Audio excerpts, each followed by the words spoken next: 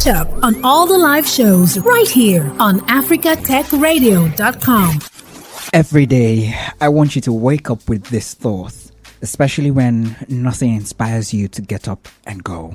First, forget inspiration. Yes, you heard that. I said that. Habit is more dependable. Habits will sustain you whether you're inspired or not. Habit will help you finish and polish your stories, your projects, your jobs. Inspiration won't. Habit is persistence in practice. Persistence. And if you're hoping that I was that wise, no, not exactly. Those are the words of Octavia Butler. So you don't think that it's me, But I can help you still. How can I do this? Hold on. On Monday, you can go head first into the world of the deepest unknowns.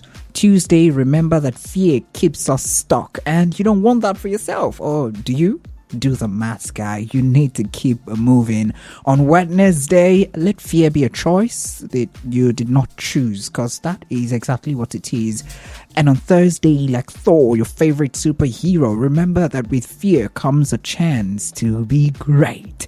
And I hope I said that like, the way they say it in the movies. Yeah. On Friday, guys, say yes in the face of challenges and oppositions, even when you can't seem to find a rationale. For fear is a shadow that needs some light to become bravery. Welcome to Tony's Tech Side. I am here every weekday from 9 a.m. West African time till midday. We'll learn a tech word, we'll dig deep into the rubbles of history to find precious jewels of knowledge to launch us into the future, into the week, and then share the most important and juiciest tech stories impacting Africa to keep you informed. You can share your stories and your thoughts with the rest of the world too, through us, on WhatsApp, text, and or send us a voice note on 0913 558 1766 0913 558 1766. Add +234 if you're texting from outside Nigeria. So a lot of things have been happening, and I would share the cyclone hitting Mozambique a second time and Malawi being affected by it to one, to the SVB, the collapse, where the many calls that have been made for the government in US, the regulators to save the bank. And I said it last week, open banking. Nigeria is the first in Africa to actually adopt open banking, and it's great. What can happen through it? I shared that last week. I may touch on it just a little bit, but there's much more happening in the tech space on the continent and across board. Nigeria's election is coming up again. Yes, the governors who would seek re-election are all, at the edge of their seats. And yes, I will be sharing all my thoughts. Like I said in my opening, habit is much more important in your life than inspiration, because some days you just may not be inspired, but trust me, if you keep waking up and getting up and doing what you're supposed to do, one day, and that is sure, only time will be the determiner, right, of when it will be, but it's sure as S in the show. Stay on the side of tech with me. Simi and Ebenezer will be helping us understand why it's important for us to stick to habit, because time will solve everything.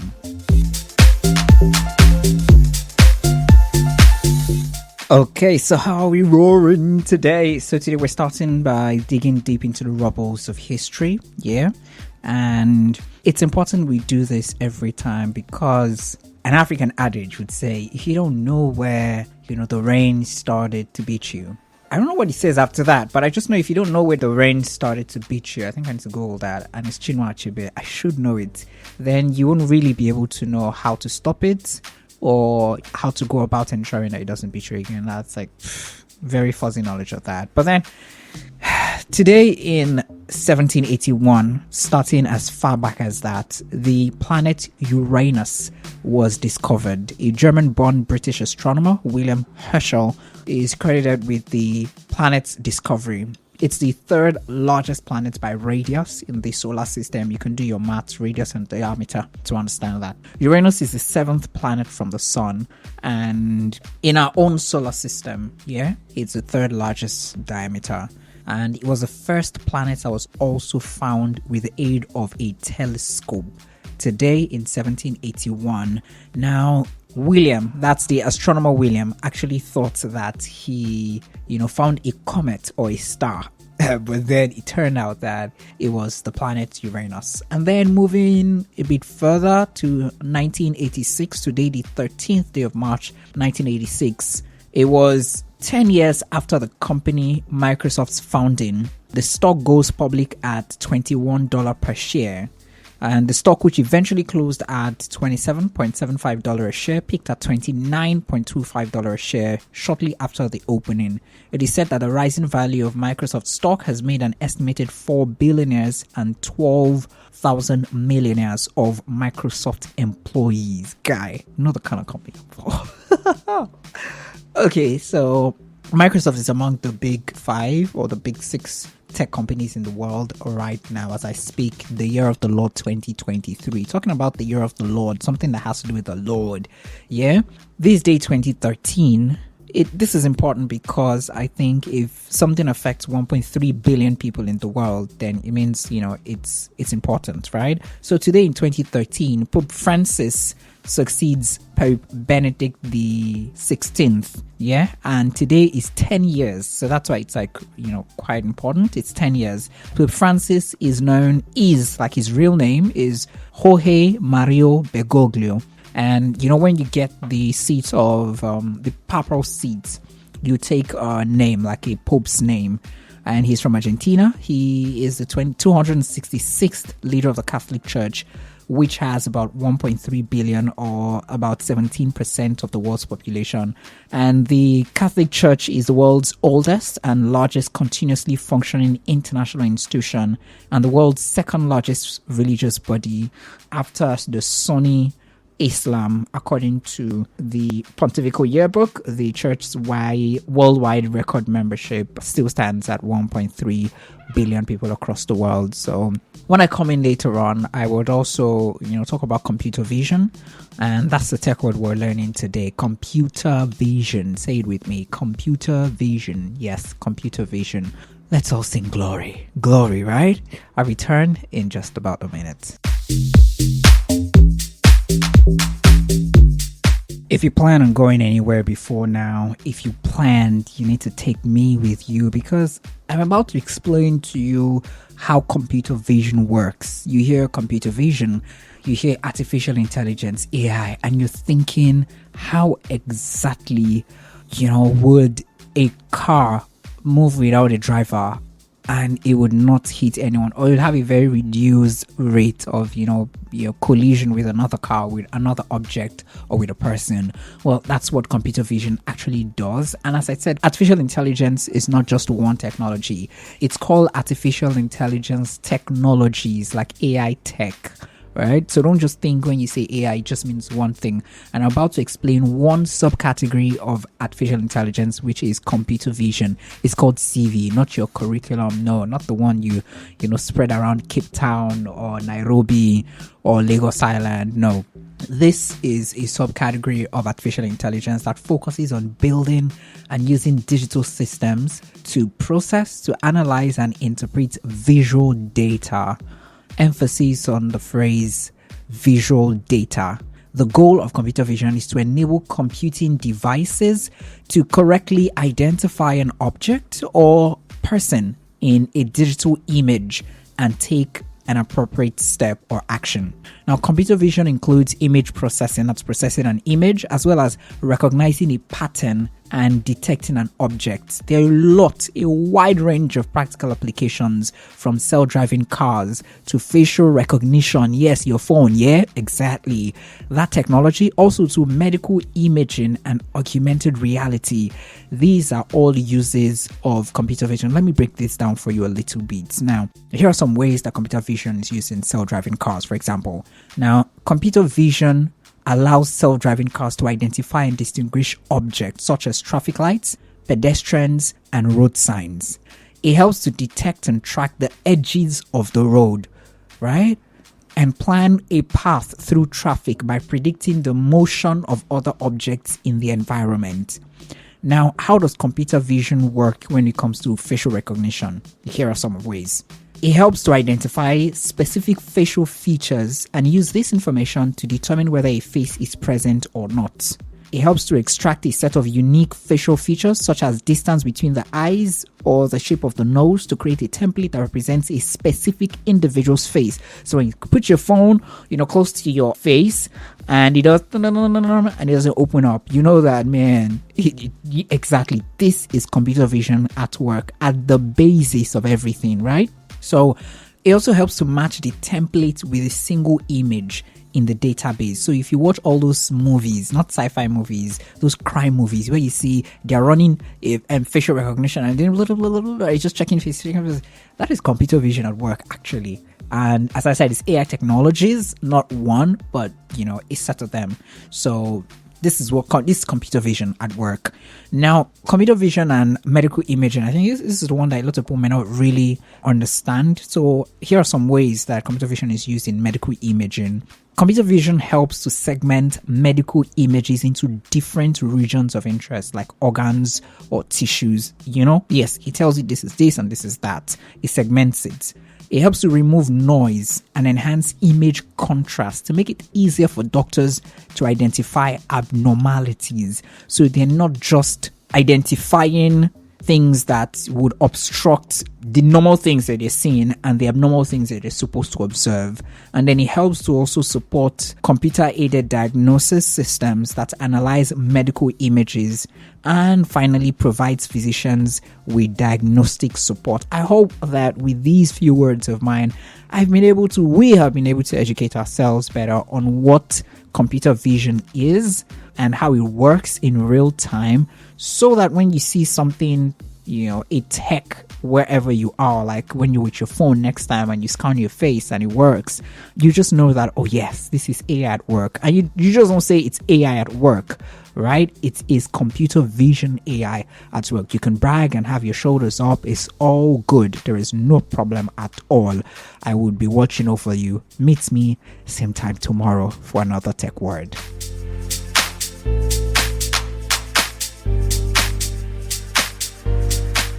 Yes, Cyclone Freddy frightens us yet again. Cyclone Freddy frightens us yet again.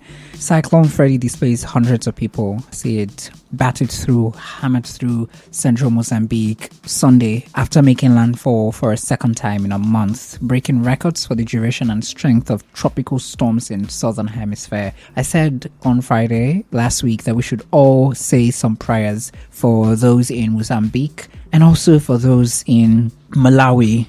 And yes, it happened, and one person lost their life and thousands were also displaced. Whew, yeah. Now, this cyclone has been worrying health and disaster agencies in both Mozambique and Malawi, who have recently been battling cholera cases and other waterborne ailments. And the United Nations and European Union-led disaster alert system has already issued a red alert projecting that some 2.3 million people will be impacted by this. Mozambique's Disaster Institute has moved thousands of people to storm shelters in anticipation for this. Yeah, heavy rains, transport, telecommunication services being disrupted. Of course, children can't go to school. No hope for farmers within that area, and businesses have also been shut down. Yeah, it's real, and it's something that's given us concern too. And this ties to, discussions about early warning systems, technologies. This actually happened because, I think we started predicting and we started hearing of this a week before it happened. And it even stalled for a few because it was supposed to hit on Friday, right? But it stalled and just delayed up until Sunday. So how effective really, when these early warning systems are put in place, how effective really is our planning to ensure that nobody gets hurt, or we can, successfully move people and maybe properties to a safer location? I'm talking about moving things and planning ahead of time. People and businesses who have money deposited with a failed US bank that is now popular, the Silicon Valley Bank, popularly known as the SVB, will be able to access all their cash starting today, according to the US government. A statement from the U.S. Treasury, the Federal Reserve, and the Federal Deposit Insurance Corporation, the FDIC, said depositors would be fully protected. Nobody's losing their money, not on their account.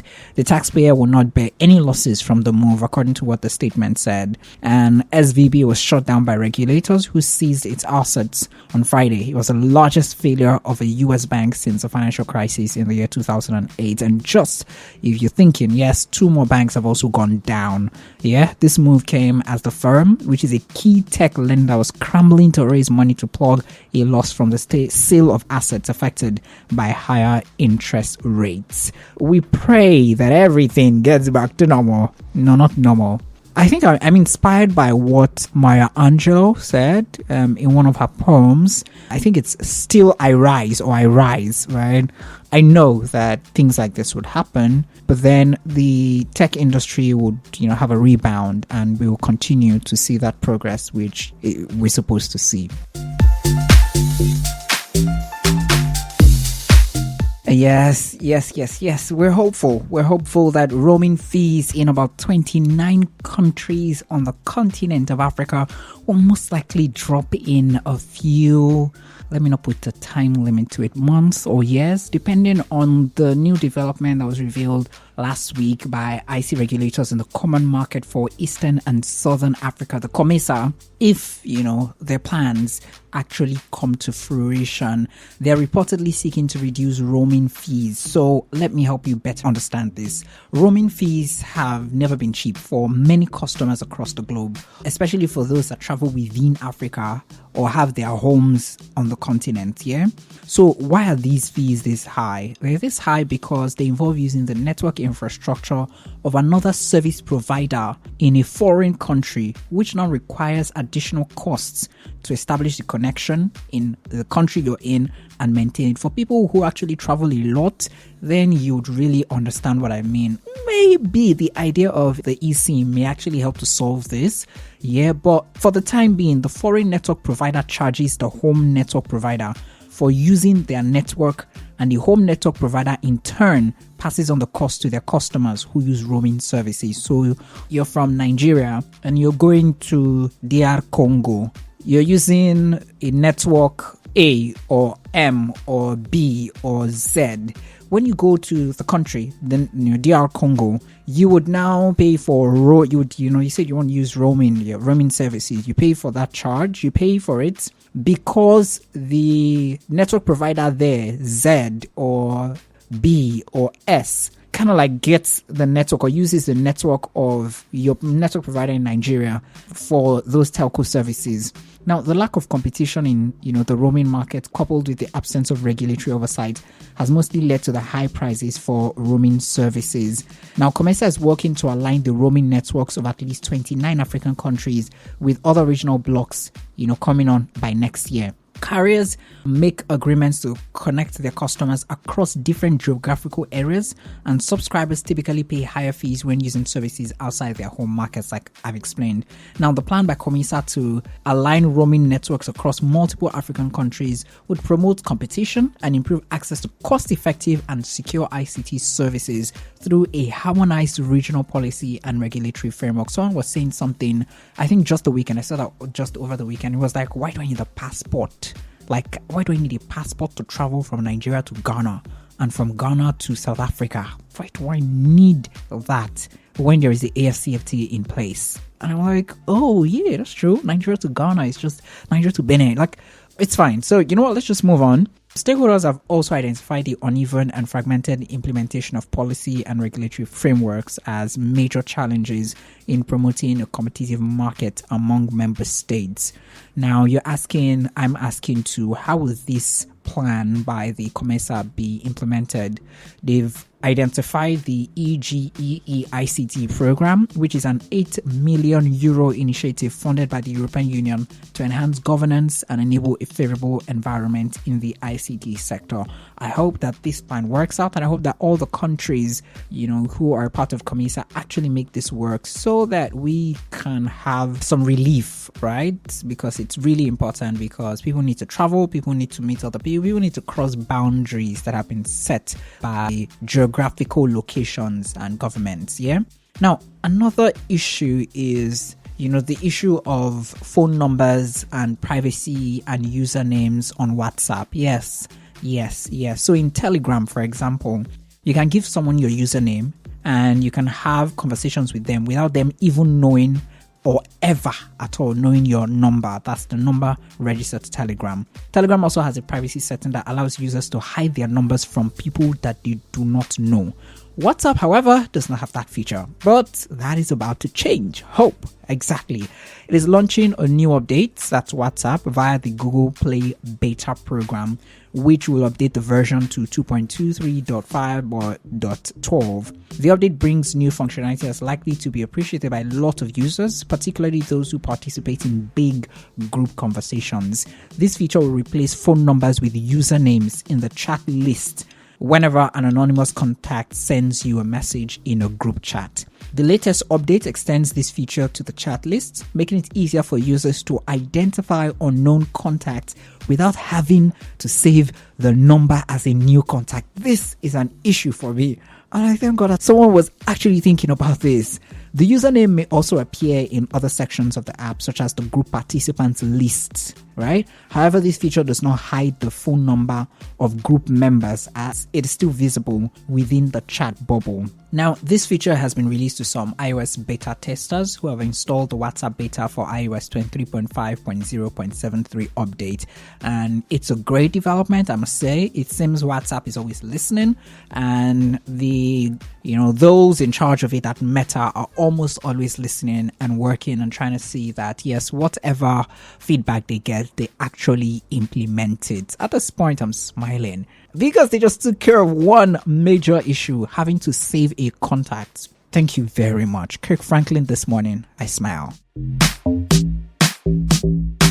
Well, Microsoft has added 13 new African languages to its Microsoft Azure Cognitive Services Translator, allowing text and documents to be translated to and from these languages across the entire Microsoft ecosystem of products and services. And yes, big Zulu there with the language, native, very, very native. And that's what I just used to usher this in. Now, following the release of Somali and Zulu last year, the latest African languages to be supported are Chishona, Hausa, Igbo for Nigerian folks, Kinyarwanda, Lingala, Luganda, Nyanja, Rundi, Sesotho, Saleboa, Setswana, Xhosa, and Yoruba.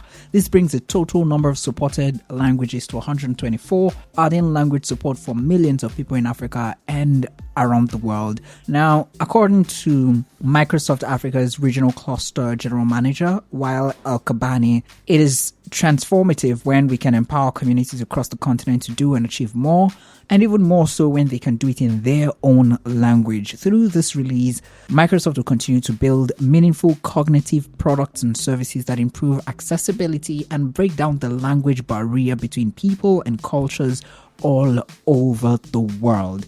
And talking about breaking down barriers also, based on report from Modern Ghana, Vice President Mahamudu Bawumia announced on International Women's Day 2023, that's the 8th day of March, alongside a host of other ventures, but the one that touched me the most is that children born in Ghana on or after 31st of March 2023 will be issued with a Ghana card number, and perhaps whereas children attending secondary school in Uganda will be biometrically enrolled in their national ID scheme if they can prove their citizenship. These are two major stories that have to do with biometrics that is worrying or troubling.